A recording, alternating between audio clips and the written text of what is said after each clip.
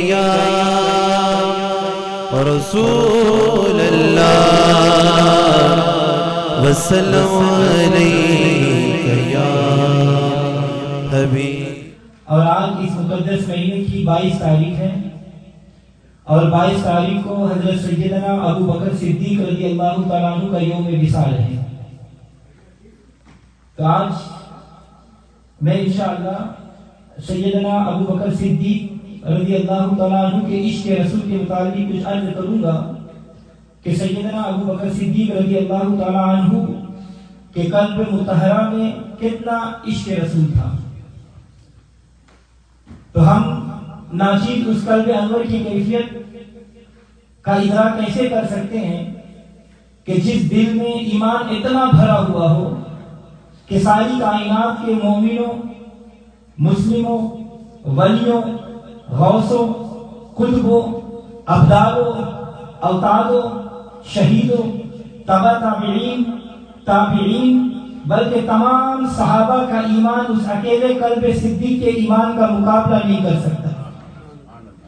تو حضرات گرامی، میرے آقا علیہ السلام کا اپنے مصلی امامت پر حضرت سیدنا صدیق اکبر رضی اللہ تعالیٰ عنہ کو نماز پڑھانے کا حکم فرمانا اس بات کی دلیل ہے کہ میرے صدیق اکبر ہر لحاظ سے تمام امت محمدیہ پر فائز تھے، چاہے وہ تصدیق اور توحید و رسالت ہو، چاہے وہ علم ہو، چاہے وہ تقویٰ ہو، چاہے وہ طہارت ہو، چاہے وہ طریقت ہو، چاہے وہ شریعت ہو، چاہے وہ عبادت ہو، چاہے وہ ریاست ہو، چاہے وہ کوئی بھی عمل خیر ہو، صدیق ہر لحاظ سے تمام صحابہ سے آگے ہیں۔ تو جس طرح ہر مقام پر تمام صحابہ سے آگے میرا صدیق ہے، اسی طرح عشق رسول میں بھی تمام صحابہ سے آگے میرا صدیق اکبر ہے۔ حضرات گرامی، آئیے ذرا عشق کے مفہوم کو سمجھیں کہ عشق کسے کہتے ہیں۔ تو امام غزالی رحمۃ اللہ علیہ نے اپنی کتاب کیمیائے سعادت میں فرماتے ہیں کہ کسی چیز کو دیکھا اور طبیعت اس کی طرف راغب ہو گئی تو اس میدان طبع کو محبت کہتے ہیں۔ آپ نے دیکھا ہوگا کہ ہر ماں اپنے بیٹے سے محبت طبعی رکھتی ہے، یعنی اس کو بیٹے کی محبت کی طرف مجبوراً راغب نہیں کیا جاتا، وہ اپنی ممتا کی وجہ سے اپنی تمام اولاد سے محبت کرتی ہے۔ امام غزالی فرماتے ہیں کہ اگر اس میدان طبع کی شدت آ جائے تو اسی محبت کو عشق کا نام دیا جاتا ہے۔ جیسا کہ ہر مومن کا یہ دعویٰ ہے کہ ہم عاشق رسول ہیں، حالانکہ یہ دعویٰ کرنا تو آسان ہے مگر اس پر عملاً اظہار کرنا یہ بہت مشکل ہے۔ اس ساری کائنات کی تخلیق سے لے کر اس کے حشر قیامت تک سب محبت و عشق کا ظہور نظر آتا ہے۔ اللہ تبارک و تعالیٰ نے اس دنیا کو بنایا، اللہ تبارک و تعالیٰ نے کائنات کو تخلیق فرمایا، لوح و قلم، عرش و کرسی، زمین و آسمان، مشرق مغرب، جنوب شمال، تخت و فوق، شہید اور امام، ملائکہ اور غلمان و رضوان، انبیاء، اولیاء، یہ سب کچھ محبت و عشق کے سبب بنائے گئے ہیں، اور جس پر حدیث رولات دلیل واضح ہے، بلکہ یہاں تک عشق و محبت کا اظہار فرمایا کہ اے حبیب، اگر آپ نہ ہوتے تو میں اپنا رب بھی ہونا ظاہر نہیں کرتا۔ اسی لیے علامہ اقبال رحمۃ اللہ علیہ فرماتے ہیں کہ معرکہ وجود میں بدر و حنین بھی ہے عشق، معرکہ وجود میں بدر و حنین بھی ہے عشق، صدق خلیل بھی ہے عشق، صبر حسین بھی ہے عشق۔ اور فراق حوا میں حضرت آدم علیہ السلام کا گریہ بھی دراصل عشق رسول تھا، اور فراق یوسف میں یعقوب علیہ السلام کا رونا بھی دراصل عشق رسول تھا۔ اور اس کی تشریح کرتا ہوں تو بہت موضوع تبدیل ہو جائے گا۔ امام غزالی کہتے ہیں اگر یہ میدان طبع اس قدر بڑھ جائے کہ عاشق کو اگر محبوب سے جدا کر دیا جائے تو وہ طرب طرب کر جان تو دے دے مگر جدائی کی تاب نہ لا سکے، اسے مودت کہتے ہیں۔ تو حضرات گرامی، یار غار سیدنا صدیق اکبر رضی اللہ تعالیٰ عنہ کو اپنے آقا و مولا صلی اللہ علیہ وسلم سے اس قدر محبت تھی کہ آپ نے ماں باپ کی جدائی تو برداشت کی، آپ نے اولاد کی جدائی تو برداشت کی، آپ نے وطن کی جدائی تو برداشت کی، آپ نے دولت و ثروت کی جدائی تو برداشت کی، مگر اپنے آقا مولا صلی اللہ علیہ وسلم سے ایک لمحہ جدائی برداشت نہیں کی۔ اگر آقا نے حکم فرمایا تو صدیق تعمیر کرتے ہوئے بظاہر جدا ہو گئے، اور جب وہ تعمیر حکم پر پذیر ہو گیا تو پروانہ پھر اپنی شمع پر حاضر ہو گیا۔ تو قدرت نے فرمایا کہ اے صدیق، اگر تو ساتھ ساتھ رہنا چاہتا ہے تو میں بھی تجھے محبوب کے ساتھ ساتھ ہی رکھنا چاہتا ہوں، صرف دنیا میں نہیں بلکہ قبر میں بھی تو ساتھ ہی رہے گا اور حشر میں بھی تو ساتھ ہی اٹھایا جائے گا۔ تو حضرات گرامی، یہ تو تھا عشق، محبت اور مودت کا مفہوم۔ اب سنیے کہ اس کی علامت علماء اکرام نے بیان فرمائے ہیں۔ جیسا کہ امام غزالی نے فرمایا کہ محبت کا سب سے اعلیٰ مقام مودت ہے، کہ محب محبوب کے بغیر نہ رہ سکے۔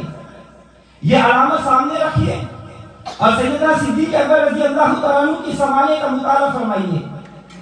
ایک روایت اس سلسلے میں پیش کرنا چاہتا ہوں، توجہ چاہوں گا۔ جو صدیق اکبر نبی صلی اللہ علیہ وسلم کی رفاقت کے لیے ہر وقت بے چین اور بے قرار رہتے تھے، اللہ تعالیٰ نے ان کا نام بھی اس میں محبوب سے جدا نہیں فرمایا۔ آپ نے سنا ہوگا کہ سچا عاشق محبوب کی جدائی برداشت نہیں کر سکتا، اور امام فخر الدین رازی نے اپنی مشہور کتاب تفسیر کبیر میں آپ نے یہ لکھا ہے کہ رسول اللہ صلی اللہ علیہ وسلم نے ایک دن ابو بکر صدیق کو ایک انگوٹھی دی اور فرمایا کہ ابو بکر اس پر لا الہ الا اللہ لکھوا کے لے آؤ۔ اب ابو بکر صدیق نے وہ انگوٹھی ایک نقاش کو دی اور فرمایا کہ اس میں لا الہ الا اللہ محمد رسول اللہ لکھ دو، اس پر پورا کلمہ طیبہ لکھ دو۔ حضرات گرامی، فقیر چونکہ نقشبندی ہے، اس لیے اس روایت کو پڑھتے ہوئے ذہن میں یہ خیال آیا کہ آپ نے ایسا کیوں کیا؟ تو دل سے اس کا جواب بھی آیا کہ میرے صدیق نے ضرور یہ سوچا ہوگا کہ میں نے کلمہ اتنا تو نہیں پڑھا بلکہ میں نے تو پورا کلمہ پڑھا تھا، لا الہ الا اللہ محمد رسول اللہ صلی اللہ علیہ وسلم، تو میرے عشق کا تقاضا ہے کہ کلمہ پورا لکھوانا چاہیے۔ ادھر عقل نے کہا دیکھو حکم صرف لا الہ الا اللہ لکھوانے کا ہے، ادھر عشق نے کہا خطرہ اللہ و رسول کو جدا لکھوانے کا ہے۔ عقل نے کہا حکم عدولی نہ کرو رسول اللہ کی، عشق نے کہا عشق میں رنگ جاؤ میرے یار۔ نتیجہ یہ نکلا کہ عقل کو چھوڑ دیا اور عشق کی بات کو مان لیا، لہذا لکھوا لیا پورا کلمہ لا الہ الا اللہ محمد رسول اللہ۔ لیکن جب وہ انگوٹھی نبی صلی اللہ علیہ وسلم تک پہنچی تو آپ صلی اللہ علیہ وسلم نے اسے ملاحظہ فرمایا تو اس پر لکھا ہوا تھا لا الہ الا اللہ محمد رسول اللہ و ابو بکر صدیق امام الانبیاء۔ رسول اللہ صلی اللہ علیہ وسلم نے فرمایا کہ اے ابو بکر، میں نے تو صرف اللہ تعالیٰ کا نام مبارک لکھوانے کے لیے کہا تھا، مگر تم نے میرا نام بھی اور اپنا نام بھی لکھوا لیا ہے۔ ابو بکر نے عرض کیا یا رسول اللہ، آپ کا نام نامی تو میں نے لکھوایا ہے مگر میرے نام کا پتہ نہیں کہ کس نے لکھوایا ہے، اس لیے کہ میں نے مناسب نہیں سمجھا کہ میرے ایمان اور میری محبت نے برداشت نہیں کیا کہ آپ کو اللہ کے نام سے جدا کروں۔ فقیر یہ کہتا ہے ابو بکر صدیق ہے اور انہوں نے صرف توحید ہی کی تصدیق نہیں کی تھی بلکہ اس کے ساتھ ساتھ رسالت کی بھی تصدیق کی تھی۔ اللہ تعالیٰ فرماتا ہے والذی جاء بالصدق وصدق بھی، اور وہ جو آئے ساتھ حق اور سچ کے اور جس نے اس کی تصدیق کی، تو اس موقع پر ادھوری تصدیق کیوں فرماتے؟ حضرات گرامی، جب حضرت سیدنا صدیق اکبر نے عرض کیا تو اللہ تبارک و تعالیٰ نے حضرت جبریل امین کو بھیجا۔ جبریل امین حاضر ہو گئے اور عرض کیا یا رسول اللہ، آپ کا نام تو ابو بکر نے لکھوایا ہے اور ابو بکر کا نام میں نے لکھا ہے، اس لیے کہ صدیق کے ایمان نے یہ قبول نہ کیا کہ آپ کے نام کو خدا کے نام سے جدا کرے، اور اللہ تعالیٰ نے پسند نہیں فرمایا کہ صدیق کو آپ سے علیحدہ رکھے۔ اللہ اکبر۔ تو حضرات گرامی، یہ سب عشق و محبت کا ظہور ہے۔ میرے آقا علیہ السلام کی محبت نے گوارا نہیں کیا کہ میرا انگوٹھی پر میرے خالق کا نام نہ ہو۔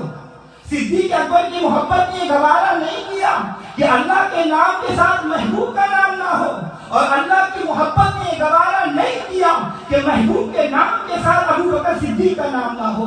تو نتیجہ یہ نکلا جہاں اللہ تعالیٰ کا نام مبارک ہوگا وہی رسول اللہ کا نام مبارک ہوگا. جہاں رسول اللہ کا نام مبارک ہوگا وہاں خلیفۃ الرسول کا نام مبارک ہوگا. رسول اللہ سے صدیق اکبر کو جدا کرنا اللہ تعالیٰ کو پسند ہی نہیں. رسول اللہ سے صدیق اکبر کو جدا کرنا یہ مصطفیٰ کو پسند نہیں. رسول اللہ سے صدیق اکبر کو جدا کرنا جبریل امین کو پسند نہیں. اور منکرین صدیق اکبر کل بھی زور لگاتے رہے کہ صدیق کو محبوب سے جدا کر دے. منکرین صدیق اکبر آج بھی زور لگا رہے ہیں کہ صدیق کو محبوب سے جدا کر دے. لیکن رب کعبہ کی قسم رب محمد کی قسم ان کی سازشیں کل بھی کامیاب نہ ہو سکی. ان کی یہ سازشیں آج بھی کامیاب نہیں ہو سکے گی. اور میرے صدیق اکبر کل بھی محبوب کے ساتھ ہے. میرے صدیق اکبر آج بھی محبوب کے ساتھ ہے. اس گنبد خضرا میں رحمت کے خزینے ہیں. اس گنبد خضرا میں رحمت کے خزینے ہیں. جب نظر پڑی میرے تو یاد لگا. حضرات گرامی یہ تو حضور صلی اللہ علیہ وسلم کے حکم پاک کا ظہور ہے. آپ صلی اللہ علیہ وسلم والے نے ارشاد فرمایا المرء مع من احب. آدمی اسی کے ساتھ ہوگا جس سے وہ محبت کرتا ہے. تو صدیق بھی اسی کے ساتھ ہوں گے جس سے وہ محبت کرتے ہیں. اور یہی محبت کی تکمیل ہے. توجہ چاہوں گا اللہ تبارک و تعالیٰ نے خود قرآن کریم میں اس محبت و معیت کی نص قطعی سے بیان فرمایا اور ارشاد فرمایا محمد رسول اللہ والذین معہ. محمد صلی اللہ علیہ وسلم اللہ کے رسول ہے اور ان کے ساتھی. تمام شیعہ اور سنی کتاب میں والذین معہ سے مراد حضرت سیدنا صدیق اکبر رضی اللہ تعالیٰ عنہ ہے. اسی طرح ارشاد فرمایا ثانی اثنین اذ ہما فی الغار. دونوں کا دوسرا جب وہ دونوں غار میں تھے. یہاں بھی صدیق اکبر حضور کے ساتھ ہے کیونکہ غار میں یہ دونوں ہی نفوس قدسیات تھے. اسی طرح اللہ تعالیٰ ارشاد فرمایا انعم اللہ علیہم من النبیین والصدیقین. انعام فرمایا اللہ نے نبیوں میں سے اور صدیقیوں میں سے.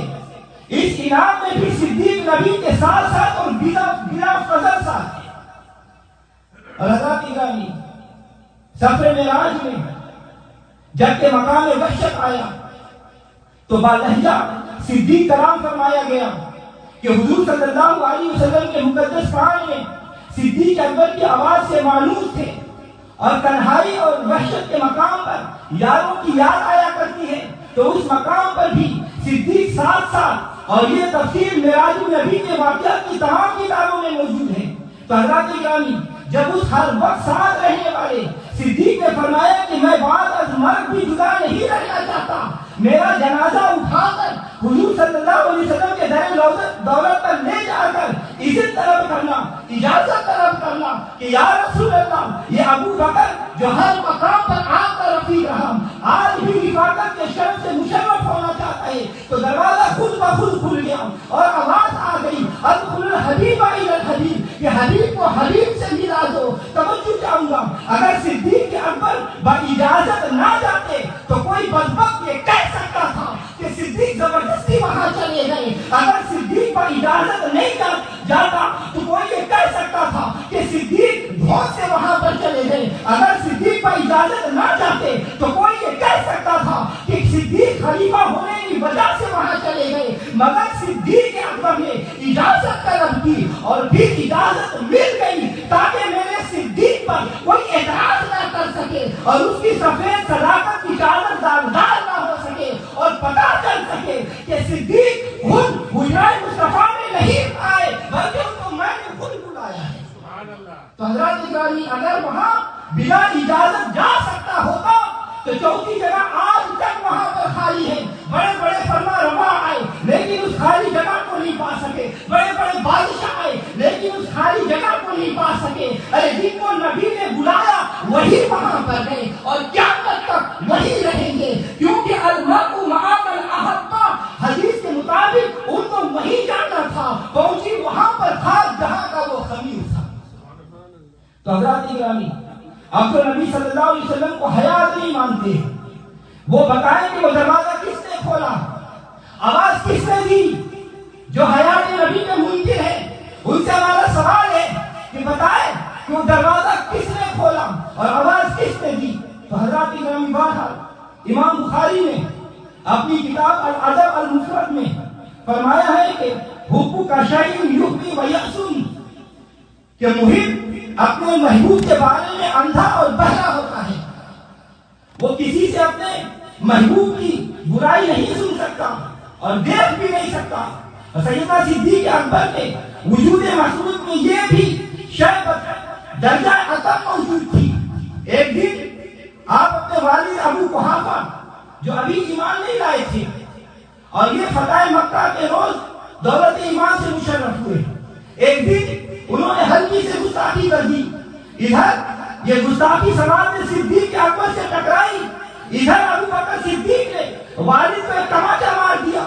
والد بارگاہ رسالت میں آئے اور شکایت کر دی کہ آج آپ کے یار نے میرے منہ پر تماچا مارا ہے۔ حضور صلی اللہ علیہ وسلم نے صدیق اکبر کو بلایا، سیدنا صدیق اکبر حاضر ہوئے، آپ صلی اللہ علیہ وسلم نے فرمایا کہ اے ابو بکر کیا تو نے ایسا کیا ہے؟ ابو بکر صدیق نے عرض کیا یا رسول اللہ میں نے ایسا ہی کیا ہے۔ آپ صلی اللہ علیہ وسلم نے فرمایا کہ کیوں؟ کیا تمہیں معلوم نہیں کہ ہم نے والدین میں کس قدر حقوق بیان کیے ہیں؟ ابو بکر صدیق نے عرض کیا یا رسول اللہ بخوبی معلوم ہے۔ حضور نے فرمایا پھر تم نے تماچا کیوں مارا؟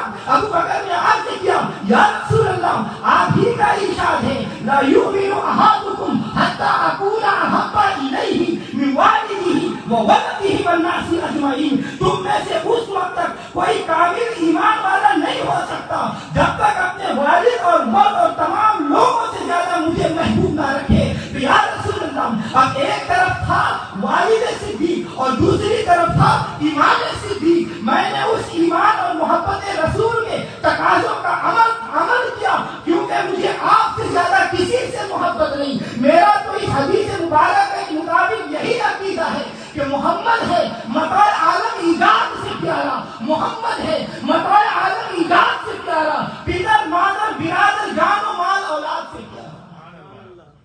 حضرات ایران اسی طرح تاریخ کی کتابوں میں یہ واقعہ موجود ہے کہ میدان جہاد تھا، بیٹا حضور کی مخالفت میں آیا تھا، صدیق اپنے محبوب کی حمایت میں بے قرار تھا، بیٹا جوان تھا، باپ بوڑھا تھا، بیٹے کی تلوار کی زد میں باپ آ گیا، بیٹا سوچنے لگا کہ اگر قتل کرتا ہوں تو یتیم ہو جاؤں گا، لہذا چھوڑ دیا، دوسری مرتبہ بھی پھر قتل نہیں کیا، تیسری مرتبہ بھی قتل نہیں کیا، حالانکہ پورا کنٹرول تھا اور آپ قتل نہیں کیا۔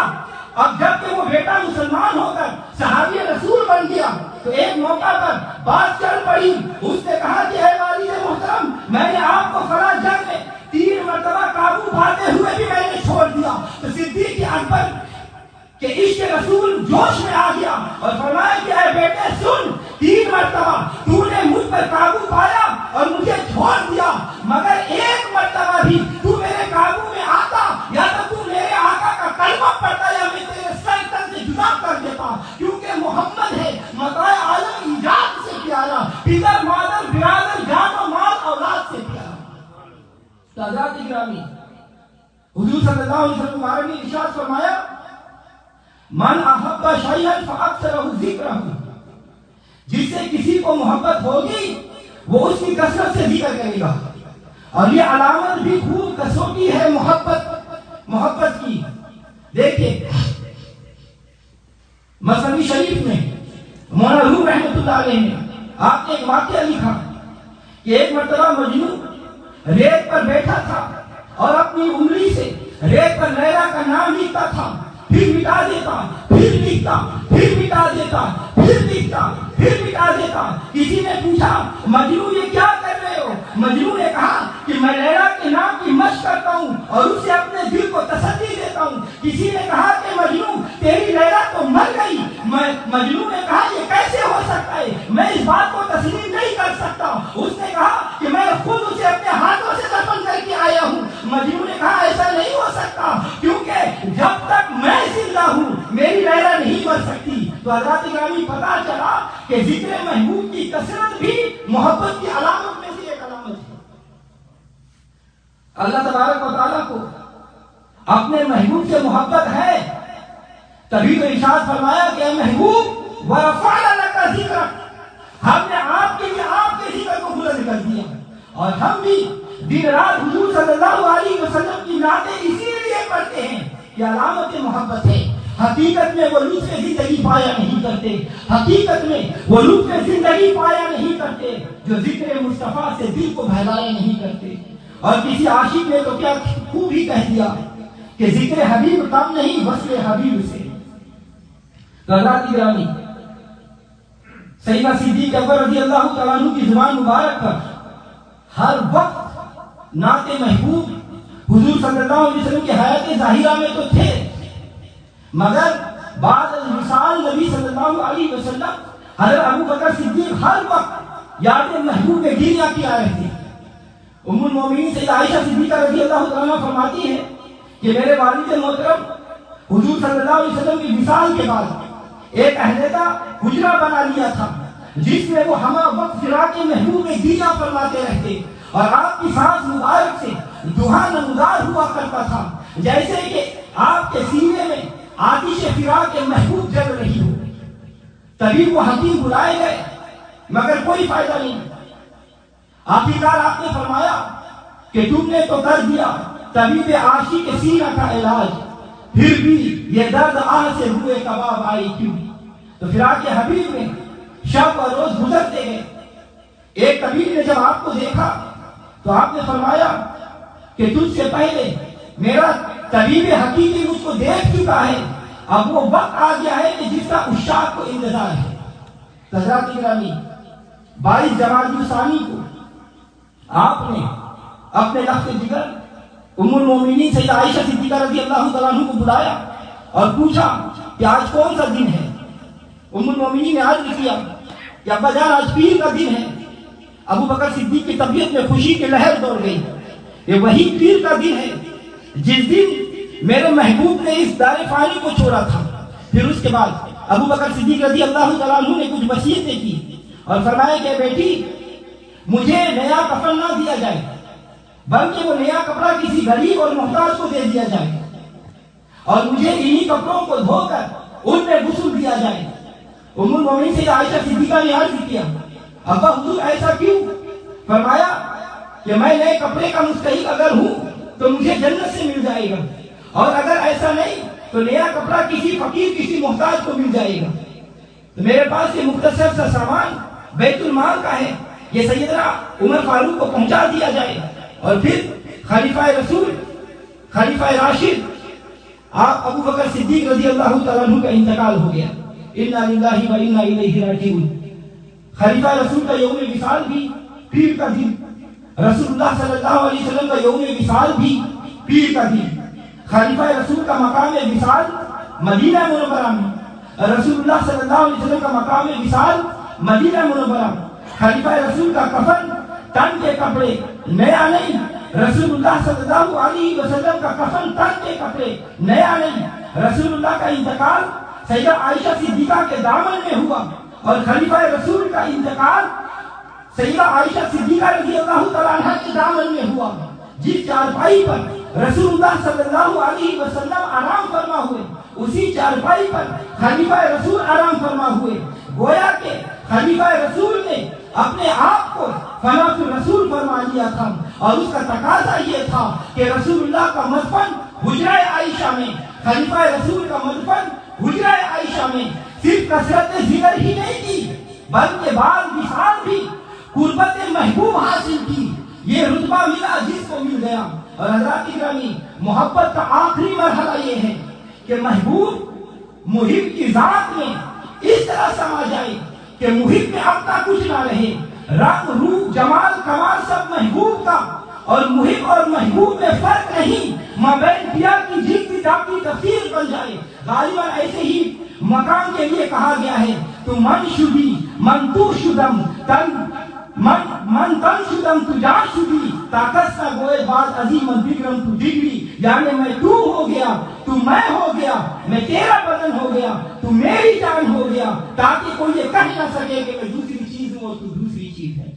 اللہ تبارک و تعالی ہم سب کو سیدنا ابو بکر صدیق رضی اللہ تعالی عنہ کی تعظیم و توقیر کرنے کی اللہ تعالی توفیق عطا فرمائے۔ ہم سب کو اللہ تبارک و تعالی سچا عاشق رسول بنائے۔ یا اللہ ہمیں زندہ رکھے تو مسلمان کی زندگی عطا فرما، مولا ہمیں موت دے تو اسلام کی موت عطا فرما، مولا ہمیں ایمان اور اسلام پر ثابت قدم رکھنا۔